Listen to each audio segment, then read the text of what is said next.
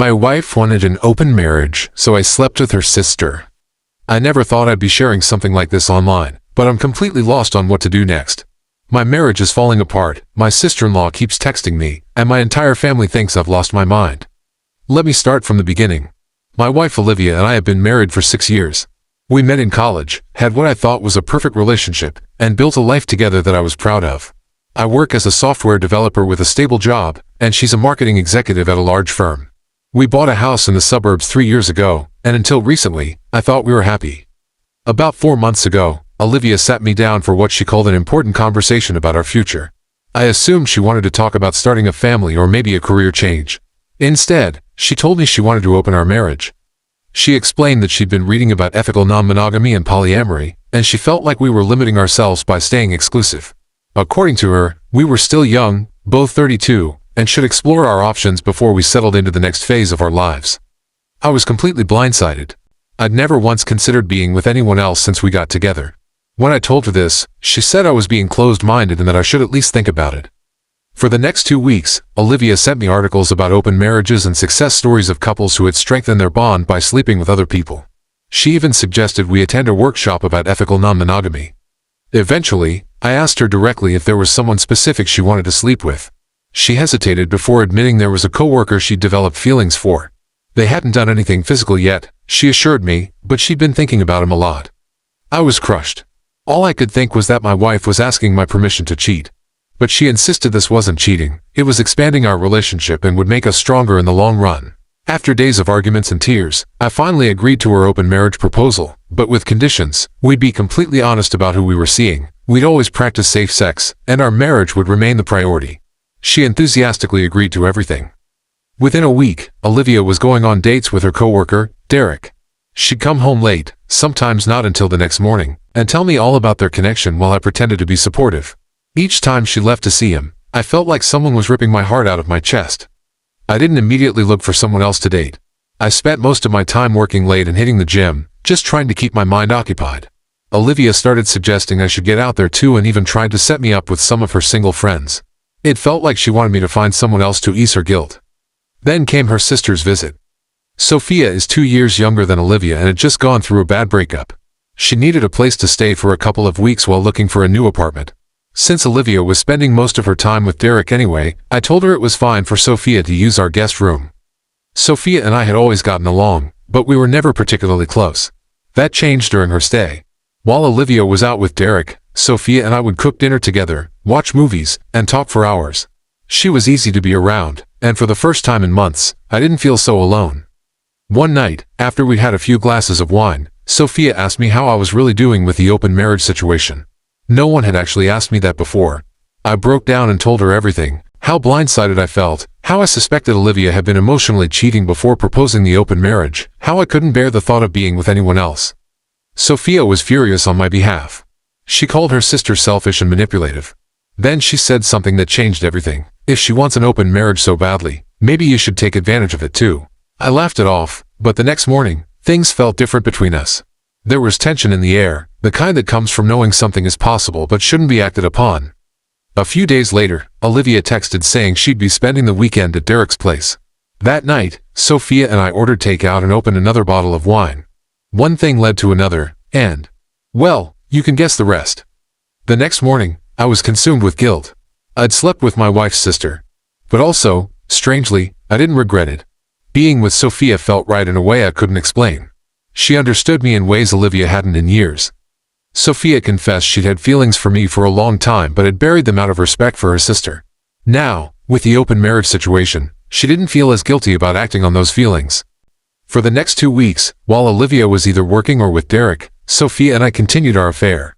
It was the first time I'd felt genuinely happy since this whole open marriage nightmare began. Then came the day Olivia wanted to check in about our open marriage arrangement. She asked if I'd been seeing anyone, and I decided to be honest. After all, that was our agreement, complete transparency. Actually, yes, I told her. I've been sleeping with Sophia. The look on Olivia's face is something I'll never forget. Shock, betrayal, rage, all flashing across her features in seconds. She started screaming that this wasn't what she meant by an open marriage, that there were unspoken rules about who was off limits. I reminded her that we hadn't established any such rules. She'd wanted freedom, and she'd gotten it. I was simply doing the same. She called me disgusting and manipulative. She accused me of using the open marriage as an excuse to fulfill some sick fantasy about her sister. Then she called Sophia, put her on speakerphone, and demanded to know if what I'd said was true. Sophia confirmed everything. She also told Olivia that if she hadn't been so selfish and caught up in her affair with Derek, maybe she would have noticed what was happening under her own roof. Olivia stormed out and went to stay with Derek. The next day, I received divorce papers via email. Her message simply said, "I hope you and my sister are happy together. You've destroyed this family." But here's where things get even more complicated. After Olivia left, Sophia confessed that her feelings for me were serious. She said she'd been in love with me for years and suggested that maybe, once the divorce was finalized, we could try building a life together. Part of me thinks this is insane. Another part can't deny the connection we have. Meanwhile, Olivia has been telling everyone who will listen that I seduced her vulnerable sister as revenge for the open marriage. Her parents have called me, alternating between threatening legal action and begging me to fix things with their daughter. My own parents think I've lost my mind. Now Sophia's temporary stay has turned into something more permanent. She's talking about moving in officially once her lease at her new apartment ends next month. Olivia is demanding I sell our house and split the proceeds as part of the divorce. And I'm just trying to figure out if what I'm feeling for Sophia is real or if this whole situation is some kind of emotional rebound. Update 1. It's been 3 weeks since my last post, and things have spiraled even further out of control. First, Olivia showed up at our house unannounced while both Sophia and I were home. She said she needed to pick up some belongings, but it quickly became clear she was there to confront us. She looked terrible, like she hadn't slept in days. The moment she saw Sophia in the kitchen wearing one of my t-shirts, she completely lost it. She started throwing things, plates, glasses, whatever she could grab. She screamed that we were sick and that we'd planned this from the beginning to hurt her. Sophia tried to calm her down, which only made things worse. Olivia lunged at her sister, and I had to physically separate them. It was horrific seeing the two of them like that, screaming horrible things at each other that can never be taken back. When I finally got Olivia to leave, she told me that Derek had broken things off with her. Apparently, he wasn't looking for anything serious and had started seeing someone else. The irony wasn't lost on any of us. After she left, Sophia broke down. She said she never wanted to hurt her sister, but she also couldn't deny her feelings for me. She was torn between family loyalty and what we'd developed together. The next day, Olivia's parents showed up. They'd driven 4 hours to talk some sense into us. Her father threatened to disown Sophia if she continued seeing me. Her mother alternated between crying and trying to convince me that Olivia had made a mistake with the open marriage but still loved me. The pressure is immense. Sophia's staying with a friend now to give us both space to think. She texts constantly saying she misses me, but she's also being pulled in different directions by her family. Meanwhile, Olivia called yesterday suggesting we try marriage counseling. She admitted the open marriage was a mistake and that she'd only proposed it because she was scared of settling down. She said losing me made her realize what she truly wanted. I don't know what to think anymore. Part of me still loves Olivia. We built a life together over 6 years. But I can't forget how easily she was willing to throw that away for Derek. And then there's Sophia, who makes me feel understood and valued in ways I hadn't realized I was missing. If I go back to Olivia, I lose Sophia forever and potentially sign up for more heartbreak down the road. If I choose Sophia, I destroy a family and potentially build a relationship on a foundation of betrayal and resentment. Update 2. It's been almost 2 months since everything fell apart, and I've finally made a decision. After weeks of agonizing, talking to friends, and even seeing a therapist on my own, I've realized something important. I need to be alone right now. Both Olivia and Sophia have been pushing me to choose, but I've come to understand that neither relationship is healthy at this point. Olivia only wanted me back after her relationship with Derek failed, and my connection with Sophia, while intense, developed under extremely emotional circumstances. I told Sophia first. She didn't take it well initially. She accused me of leading her on and using her as a rebound. But after a long conversation, she admitted that maybe we both got caught up in the drama and intensity of the situation. She's decided to move to another state for a fresh start, which is probably for the best. Telling Olivia was harder. She seemed genuinely remorseful about the open marriage disaster and had been making real efforts to reconnect. When I told her I wanted to proceed with the divorce, she broke down completely. She begged for another chance, promising she'd never even look at another man again. It was painful, but I held firm. I explained that trust, once broken in such a fundamental way, can't simply be repaired with promises. I told her I deserved someone who wouldn't need to explore options before deciding I was enough, and she deserved someone who didn't harbor resentment toward her. The house is being sold, and we're dividing assets equally despite her lawyer's suggestions that she fight for more. I think she feels too guilty to push that issue. As for Olivia and Sophia's relationship, that's still very much broken. Their parents are trying to mediate, but some wounds cut too deep for easy healing. I hope someday they can repair their sisterhood, but that's no longer my responsibility to manage. I'm moving to a new city next month to start over. I've accepted a job offer that I'm excited about, and I'm looking forward to building a life that isn't defined by this chaos. The strangest part of all this is that, despite the pain and drama, I don't regret what happened. This experience taught me that I'm stronger than I realized and that I deserve more than being someone's backup plan or safety net. If there's one thing I've learned, it's that an open marriage isn't a solution to relationship problems, it's a magnifying glass that exposes what's already broken. Update 3. 6 months have passed since I moved to Seattle and started my new life. I've been meaning to post this final update for a while, but I wanted to wait until I had some perspective. The divorce was finalized 3 months ago. In the end, it was surprisingly civil. Olivia and I managed to divide everything fairly without a drawn-out legal battle. We even had coffee afterward and wished each other well. It was bittersweet but confirmed I made the right choice. I've had no contact with Sophia since she moved to Colorado. Last I heard through mutual friends, she's dating someone new and seems happy. Olivia told me during our final meeting that she and Sophia had spoken briefly at their cousin's wedding. It wasn't exactly a reconciliation, but it was a start. As for Olivia, she's in therapy working through her issues with commitment and impulsiveness.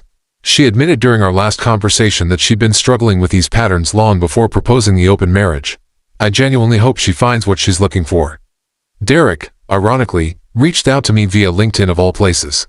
He apologized for his role in everything, claiming he didn't know the full story of what Olivia had told me versus what she told him.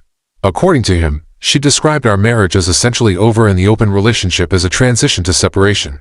I don't know if that's true, but it doesn't really matter now. As for me, I'm doing better than I expected. My new job is challenging in the best ways, and I've made friends who know nothing about my complicated past. I've dated casually but nothing serious yet. I'm taking my time and being intentional about what I want. The biggest change has been internal. I've stopped seeing myself as a victim of circumstances and started recognizing my own agency. Yes, Olivia's proposal blindsided me, but I agreed to it rather than addressing the real issues. Yes, the situation with Sophia was complicated, but I made choices that contributed to the mess. Sometimes I still wonder what would have happened if I just said no to the open marriage from the start. Would Olivia have cheated anyway? Would we have confronted our issues directly?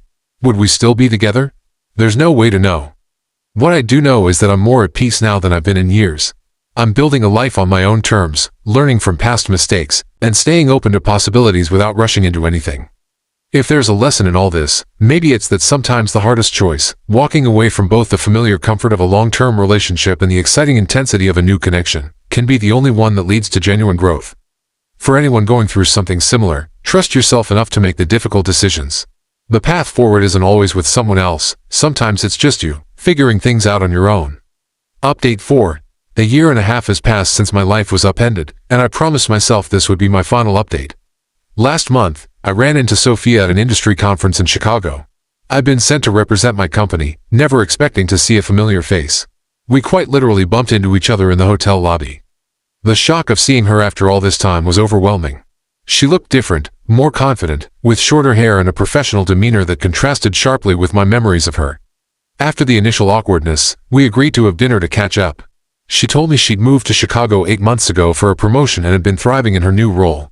She'd dated a few people but nothing serious had stuck. I told her about my life in Seattle, my new friends, and how I'd recently been promoted as well.